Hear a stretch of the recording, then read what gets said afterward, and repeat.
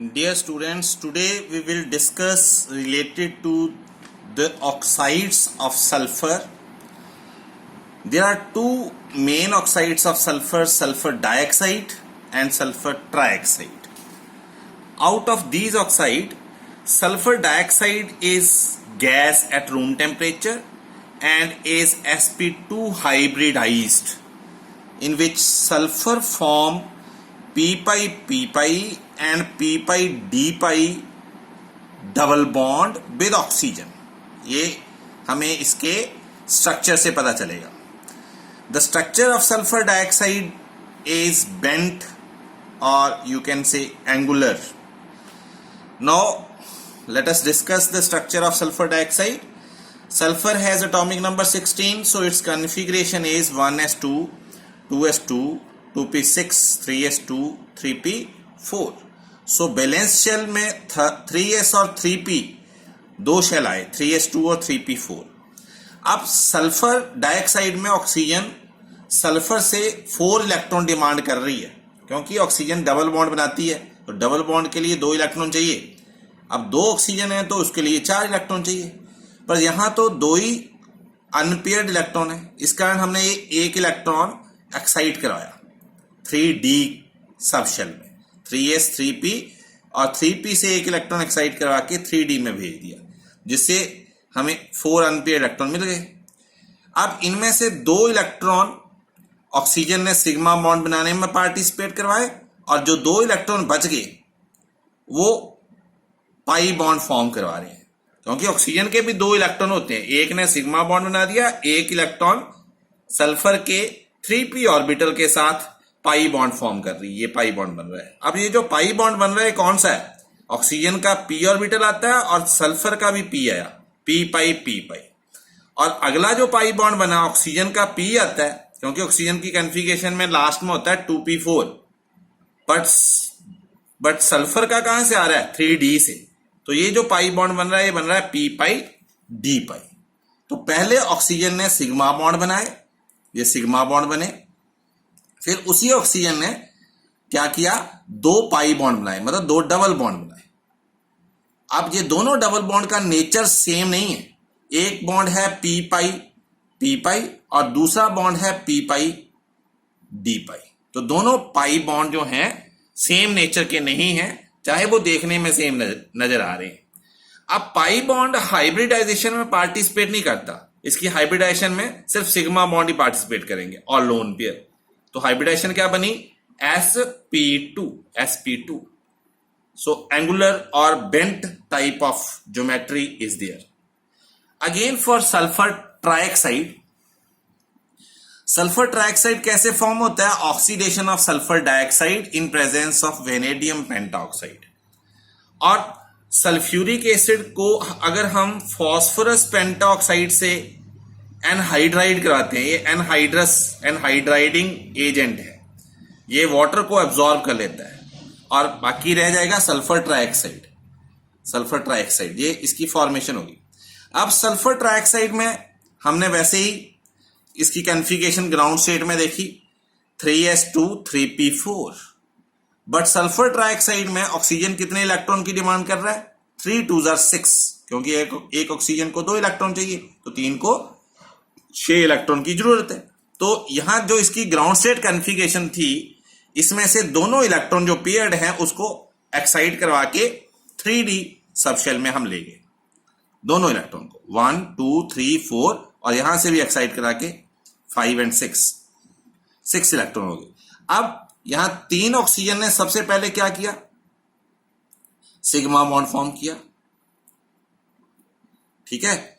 और sigma bond form करने के बाद इसने क्या करना है? पाई बॉन्ड फॉर्म करवाना है, ठीक है.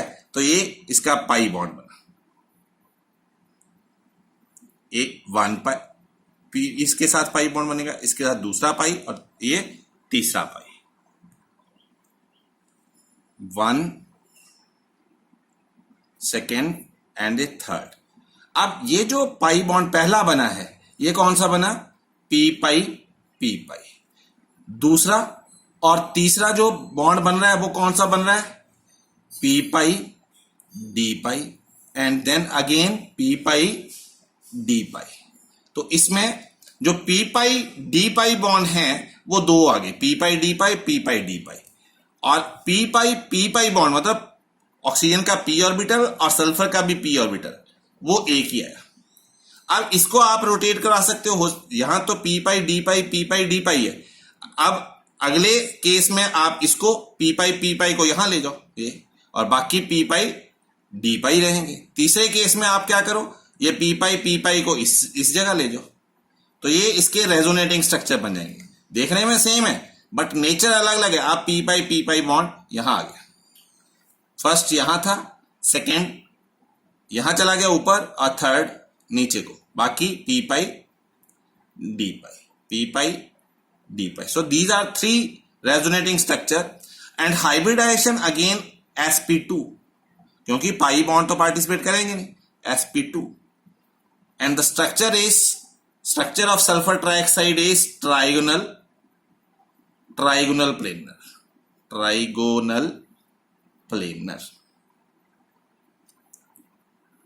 Next is halides of sulfur. Sulfur form sulfur dichloride, sulphur tetrafluoride, sulphur hexafluoride, basic जो स्टेबल इसके हैलाइड्स हैं। तो इनके ज्यादातर आपको स्ट्रक्चर्स पेपर में आते हैं और बड़े सिंपल है, +1 में भी पढ़ा है। सल्फर हम VSE PR3 लगाएंगे, इसके बैलेंस इलेक्ट्रॉन सल्फर के होते हैं 6, तो क्लोरीन से इसने लिए 2, 8 इलेक्ट्रॉन से कितने पेयर बने, 4 पेयर। अब 4 पेयर में से 2 तो बॉन्ड बनेंगे, तो 2 बॉन्ड पेयर आ गए, और बाकी 2 पेयर जो बचे वो अकेले रह गए, लोन पेयर। तो 2 बॉन्ड पेयर और 2 लोन पेयर से जो स्ट्रक्चर बनता है वो बनता है बेंट और एंगुलर। ऐसे ही SF4 sulphur tetrafluoride, balance electron sulphur के 6, फ्लोरीन से 4 इलेक्ट्रॉन लिए, 10 इलेक्ट्रॉन पेयर बने 5, और 5 पेयर में से 4 बॉन्ड पेयर बन गए और 1 बचा लोन पेयर। तो इसका जो स्ट्रक्चर बनेगा वो है सीसा। Similarly SF6 sulphur, balance electron 6, fluorine से इसने बैलेंस इलेक्ट्रॉन लिए 6, तो total 12 electron, and pair 12 electron से 6 बने, और 6 के 6 ही क्या है, बॉन्ड पेयर। तो ये ज्योमेट्री जो बनेगी ऑक्टाहेड्रल ज्योमेट्री बनेगी। अब इसके कुछ बेसिक क्वेश्चंस जो बनेंगे, बहुत सारे छोटे छोटे क्वेश्चन बन सकते हैं। फर्स्ट है कि जो सल्फर ट्राइक ऑक्साइड है और सल्फर हेक्साफ्लोराइड है, इनका 0 डाइपोल मूवमेंट होता है।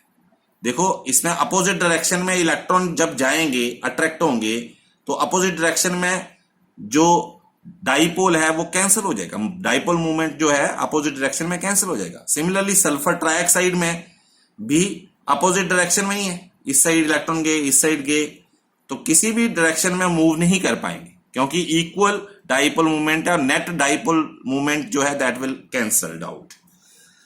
Sulphur hexafluoride is sterically protected. Sulphur जो है 6 फ्लोरीन के साथ इस ढंग से प्रोटेक्ट है कि ये रिएक्ट नहीं करता, सो ये इनर्ट है, और इसी कारण इसको इंसुलेशन में यूज करते हैं। इंसुलेटेड मटेरियल में हम यूज करते हैं ताकि करंट वगैरह ना लगे, क्योंकि ये प्रोटेक्टेड है, रिएक्ट ही नहीं करता। सल्फर हेक्साफ्लोराइड्स जो हैं वो ज्यादातर फ्लोरीन के साथ ही बनते हैं, SF6, SCl6, Br6, I6 ये पॉसिबल नहीं है। क्यों? क्योंकि जैसे जैसे साइज बढ़ता है हैलोजन का, कोऑर्डिनेशन नंबर डिक्रीज हो जाता है। देखो ये सल्फर है, तो सल्फर के साथ 6 फ्लोरीन तो जुड़ जाएंगे क्योंकि वो स्मॉल साइज के हैं, बट क्लोरीन का साइज बड़ा है तो वो सिर्फ 4 ही जुड़ेंगे। ब्रोमीन का स्टिल और बड़ा है, तो जैसे जैसे साइज हैलोजन का बढ़ रहा है वैसे वैसे कोऑर्डिनेशन नंबर डिक्रीज हो रहा है। कोऑर्डिनेशन नंबर होता है कि एक स्फीयर से और कितने स्फीयर टच कर रहे हैं, एक एटम से कितने और एटम टच कर रहे हैं, तो दैट्स वाई। तो हम बोलेंगे कि जो SF6 है वो एग्जिस्ट करता है, but SCl6 do not exist. ये एग्जिस्ट क्यों नहीं करता? Because of large size of chlorine. Large size of chlorine, sulphur जो है 6 लार्ज साइज क्लोरीन को अकोमोडेट नहीं कर सकता। ऐसे ही जो H2SO3 है उसको बोलते हैं सल्फ्यूरस एनहाइड्राइड। क्यों? क्योंकि उसको अगर वाटर के साथ रिएक्ट करें तो सल्फ्यूरस एसिड बनता है, सल्फ्यूरस एसिड। ऐसे सल्फ्यूरिक एसिड जो है उसमें से वाटर को अगर हम निकाल दें, सल्फ्यूरिक एसिड में से वाटर को निकाल दें तो क्या मिल जाएगा? Sulphur trioxide.